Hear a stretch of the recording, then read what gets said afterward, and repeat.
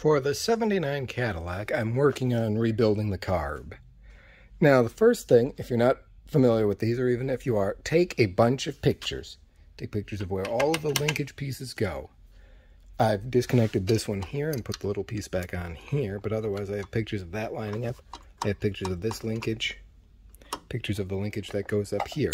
That's these pieces. Then lay the carb screws out in the pattern corresponding with here, up here, and up there on your surface. Have a nice, clean, organized work surface. Tools you need. Plenty of carb cleaner. And just take your time, do it slowly. Make sure you've got an idea of where everything goes. So if you disconnect something, you're not putting things back at random. It's like I got to clean out the inside of this spring even. But take your time, take it slow, and carb kit comes with everything in the box you should need.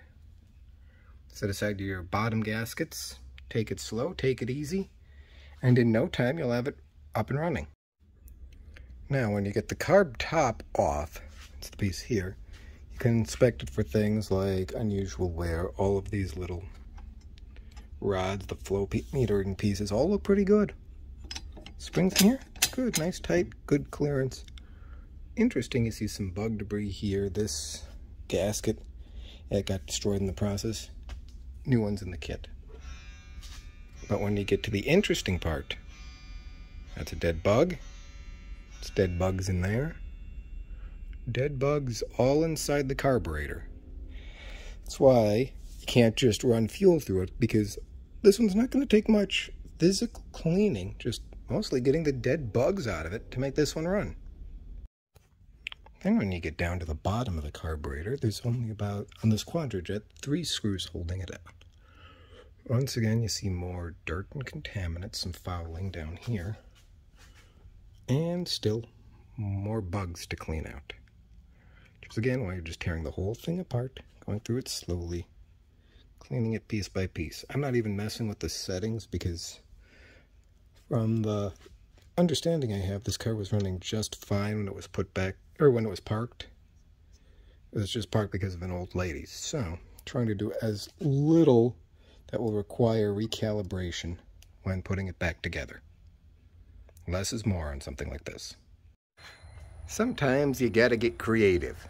This is either a brilliant set of wind chimes, or what it is in reality, is the easiest way to clean these carbs is to just kind of hang them by whatever means are available and spray all of the areas until they're clean.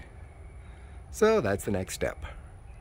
Because I got to get like in here freed up, over here, yeah, lots of junk to clean off. But that's what you got to do.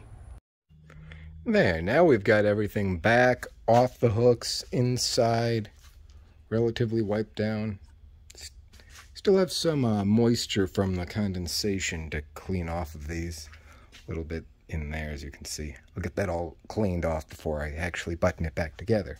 But now, for safety purposes, remember, always spray your carbon choke cleaner in a nice, sealed-in environment where you have no airflow, and get your face real nice and close to it, because then you come up with such wonderful, brilliant ideas as, hey, I should buy a Bricklin, or, you know I could put a carb on my DeLorean. Those aren't starting to sound like bad ideas. It's time I cracked open a window. I'll be right back.